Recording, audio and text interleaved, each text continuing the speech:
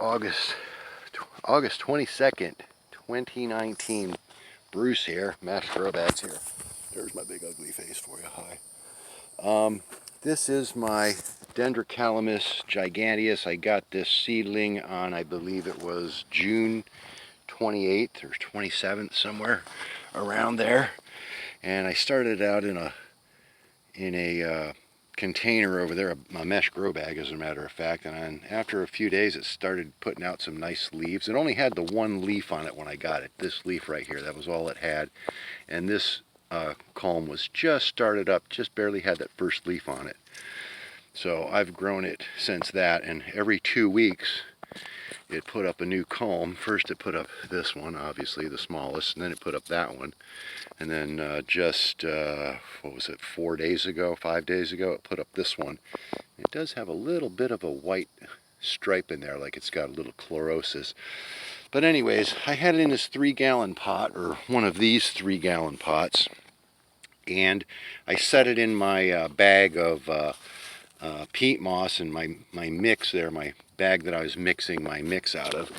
And I pulled it out today to make up another couple pots over here, and there was a root hanging out of the bottom of this, and I already threw it back in here. I had it saved, but I spilled some stuff and I dumped it all in here. But there was oh wait, there it is. Here it is, right here. Check this out. There it is. That's it.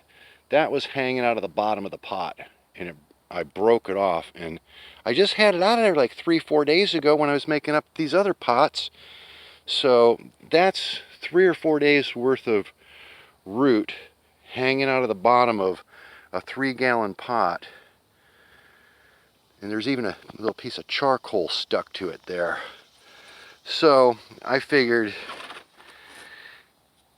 well, first I figured that 3-gallon pot was going to see this thing through until it was 3 to 5 feet tall. Well, I'm pretty sure this culm right here is going to be at least 3 feet tall, maybe even 5.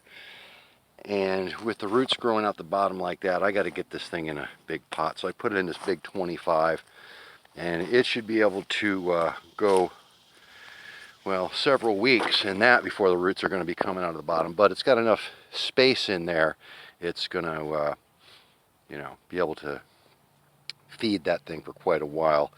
And there isn't I put some worms and compost in the bottom of there. There isn't a lot. I went by the produce store today and they didn't really have anything they were throwing out. So I only got a little bit of corn husk and a couple ears of corn for worm food. But so I'm gonna have to stock this thing up with some food, get some squash and some other stuff. I'll have to make some stir fry. That usually generates a bunch of food or vegetable scraps. And look how many roots are in here. Look at the worms hanging off of the side there too. You know that's got some compost and worms in there. But this whole thing is really, for only being in there, yeah, 4 or 5 weeks. That thing is just a solid block. And I think a lot of that is roots. What's that stuff right there? That little bug egg looking stuff. We'll just, ooh, what is that? There's a whole bunch of it in there. What is all that stuff?